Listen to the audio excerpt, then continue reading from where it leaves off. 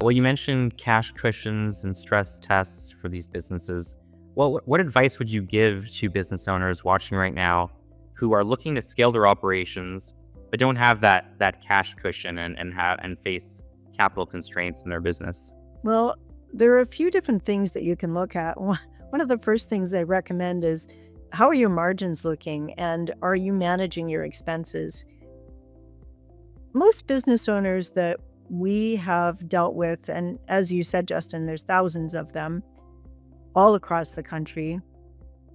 The ones that are thoughtful and are a little bit fearless in digging into their financial results are the ones that are going to have a better idea of when the wall is coming up to hit them.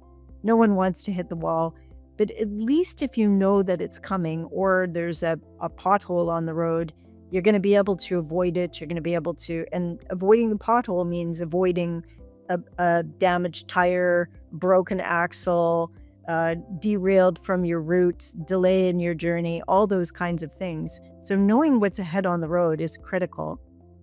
I think that same thing is true for a business when they're trying to figure out, looking forward down the road, can I manage my cash flow in a different kind of way? Are there other strategies that I can do? Can I increase my profit margin a little bit? Is there a way that I could get paid a little bit sooner? For example, maybe I can offer a discount to clients to pay me within 30 days. You think about a business where you've delivered goods and services and you put an invoice out and then you don't get paid for 30 days and you don't get paid for 60 days. Maybe you don't get paid for 90 days. Well, in effect, you're financing the other person's business because you've just given them 90-day credit terms. They don't have to pay you, but they're collecting a bill from their customer potentially in 30 days. And then they're taking 60 more days to pay you the money they owe you. So being on top of receivables, finding ways to incentivize your clients to pay quicker, those are really valuable. I would say constantly challenging your expenses. We all have suppliers and partners that we've gotten used to dealing with. Every now and then, it's good to sit down with those partners and do a bit of a stress test on those relationships and those prices.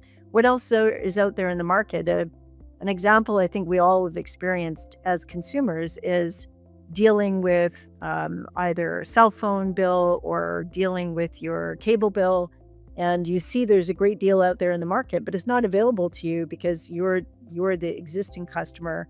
That's the incentive for new customers. So it's to take those experiences and go back to your suppliers and say, we love our relationship. It's costly for us to change, but we have also noticed that these other things are out there in the market. I'd love to talk to you about how we could benefit from some of these new programs or enhance our relationship. So don't just assume that what you have always had is what you should have in the future. Challenge those relationships and challenge your costs. Periodically, it's good for everybody and it keeps us all on our toes and honest. The next thing is always be challenging yourself to innovate. We're in a productivity crisis in Canada. We've been talking about it for years. It's really raised its head in the last few years where Canadians are investing tens of cents less on the dollar. So if Americans are investing 80 cents on the dollar on productivity equipment, Canada is in the 60s and falling. We're not even catching up. We're falling. We are resting on our history. We're not innovating. We're not engaging with machine learning and AI and new innovation technology. We need to embrace the new and be courageous and educate ourselves on what those value propositions can be.